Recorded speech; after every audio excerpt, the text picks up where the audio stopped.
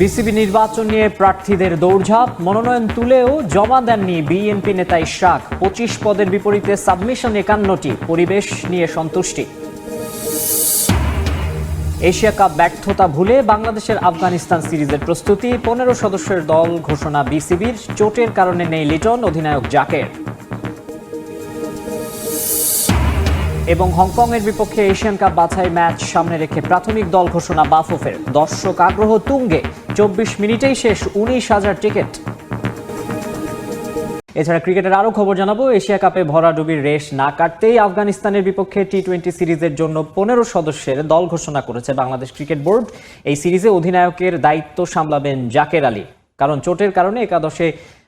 চোটের কারণে দলে সুযোগ হয়নি নিয়মিত অধিনায়ক লিটন দাসের। চোট পেয়ে এশিয়া কাপে শেষ 2 ম্যাচে মাঠের বাইরে ছিলেন লিটন। পুনর্বাসন প্রক্রিয়ার মধ্যে থাকায় রশিদ খানদের বিপক্ষে পাওয়া যাচ্ছে না তাকে। এদিকে লিটনের পরিবর্তে দলে ফিরেছেন সৌম্য সরকার। শুধু একটি পরিবর্তনই রয়েছে বাংলাদেশের স্কোয়াডে। আগামী মাসে সংযুক্ত আরব আমিরাতের শারজাতে অনুষ্ঠিত হবে আফগানিস্তানের বিপক্ষে 3 ম্যাচের টি-20 সিরিজ। এবারে এনসিএল এর খবর। ঢাকা মেট্রোকে 22 রানে হারিয়েছে খুলনা। এনামুল বিজয় ও আফিফের ব্যাটে ভর করে 171 রানের সংগ্রহ পায় তারা। রান তাড়ায় নেমে 149 রানে গুটিয়ে যায় ঢাকা মেট্রো। দিনের অপর ম্যাচে স্বাগতিক সিলেটকে 9 উইকেটে হারিয়ে বড় জয় পেয়েছে ঢাকা। 135 রানের লক্ষ্যে নেমে আশিকুর শিবলি ও রাফসান রহমানের দুর্দান্ত ব্যাটিংয়ে 18 বল আগেই জয় তুলে নেয় ঢাকা।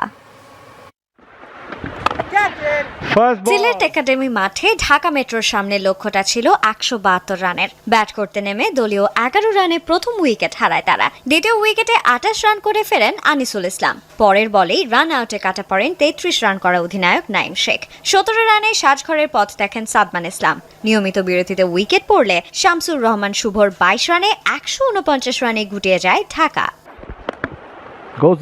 এর আগে টস হেরে ব্যাট করতে নেমে 71 রানের উদ্বোধনী জুটিতে ভালো শুরু পায় খুলনা। তবে পার্টনারশিপ ভাঙে ইমরানুজ্জামান 36 ও সৌম্য সরকার 45 রানে ফিরলে 26 বলে 49 রানের দারুণ ইনিংস খেলেন এনামুল বিজয়। শেষ দিকে আফিফ হোসেন ধ্রুবর অপরাজিত 33 রানে 5 উইকেট হারিয়ে 171 রানের সংগ্রহ পায় খুলনা। দিনের অপর ম্যাচে টস জিতেই ব্যাটিংয়ের সিদ্ধান্ত নেয় স্বাগতিক সিলেট, কিন্তু দলীয় 15 রানে 3 উইকেট হারিয়ে বিপাকে পড়ে তারা। 52 রান করে সাময়িক ধাক্কা সামাল দিয়ে ফেরেন অমিত হাসান। ক্যাচ আউটের ফাঁদে আউট হন 15 রান করা রেজাউর রাজা। নির্ধারিত ওভার শেষে আর কেউ বলার মতো স্কোর না করতে পারলে আসাদুল্লাহ গালিবের 52 রানে 7 উইকেট হারিয়ে 134 রানে ইনিংস শেষ করে Sylhet.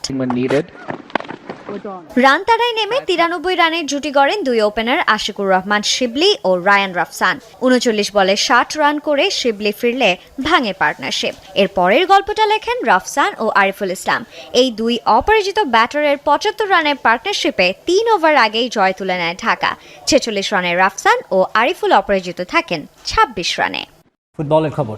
Asian cup বাছাইয়ে Hong Kong match সামনে রেখে 28 সদস্যের প্রাথমিক দল ঘোষণা করেছেন হ্যাভিয়ার কাব্রেরা।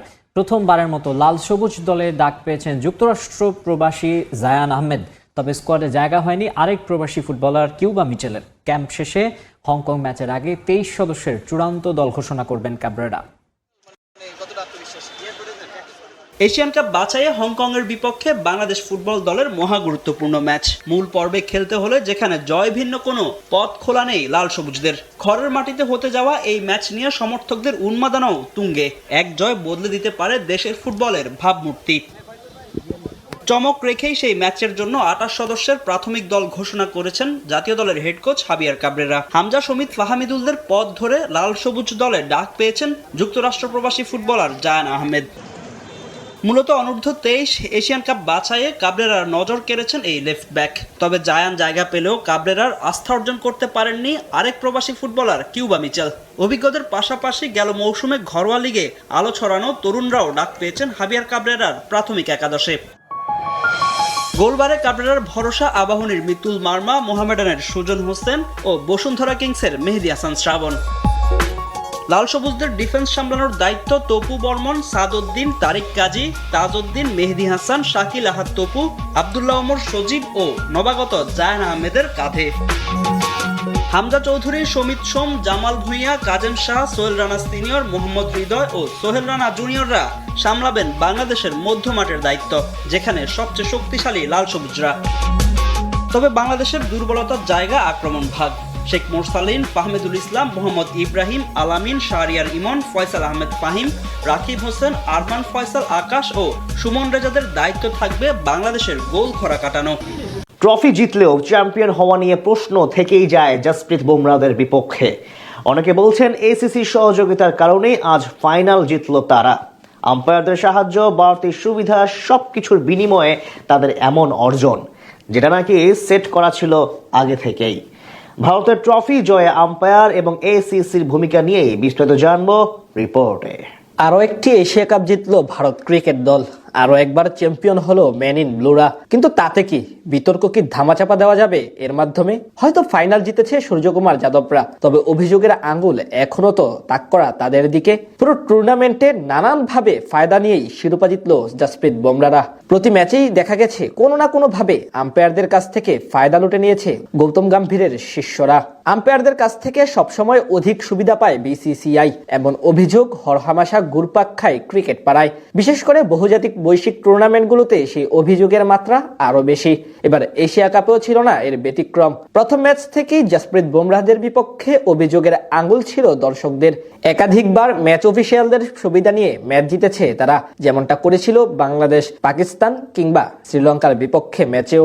এর মাঝে সবচেয়ে বড় ঘটনাটি ঘটে সুপার 4-এর ম্যাচে ফখর জামানের আউটের বিষয়টি নিয়ে। থার্ড আম্পায়ারের দেওয়া যেই সিদ্ধান্ত রীতিমতো সাড়া ফেলে দিয়েছিল গোটা ক্রিকেট বিশ্বে। হার্দিক পান্ডিয়ার বলে উইকেটের পিছনে ক্যাচ দেন এই পাক ওপেনার, কিন্তু সেটি ঠিকঠাক মতো ধরতে পারেননি উইকেট কিপার সঞ্জু স্যামসন। বল পরিষ্কারভাবে দেখা গিয়েছিল মাটিতে টাচ করে, তবুও আম্পায়ার আউট দিয়ে দেন, যা নিয়ে সমালোচনার ঝড় সৃষ্টি হয় সোশ্যাল মিডিয়া জুড়ে। কারণ সেদিন ফখর জামান যদি ওই পরিস্থিতিতে আউট না হতেন, ম্যাচ জিতত পাকিস্তান। এছাড়া বাংলাদেশের বিপক্ষে ম্যাচ নিয়েও ক্ষোভ আছে ভক্তদের মনে, বিশেষ করে তাদের অধিনায়ক সূর্যকুমারের আউটটি আলাদাভাবে নজর কাড়ে সবার। মুস্তাফিজুর রহমানের বলে উইকেটের পিছনে ক্যাচ দেন এই ব্যাটার, কিন্তু অদ্ভুতভাবে সেটা আউট দিতে চাননি ফিল্ড আম্পায়ার। পরবর্তীতে রিভিউ নিলে দেখা যায় বল পরিষ্কারভাবে ব্যাটে লেগেছিল, এমনকি খালি চোখেও সেটি আউট মনে হয়েছিল। এসবের পাশাপাশি গ্রুপ পর্বের ম্যাচেও পাকিস্তানের বিপক্ষে বাড়তি সুবিধা নিয়েছিল ভারত। এদিকে ম্যাচ ভেন্যু নিয়েও অভিযোগের আঙুল খাড়া হয়েছে তাদের দিকে।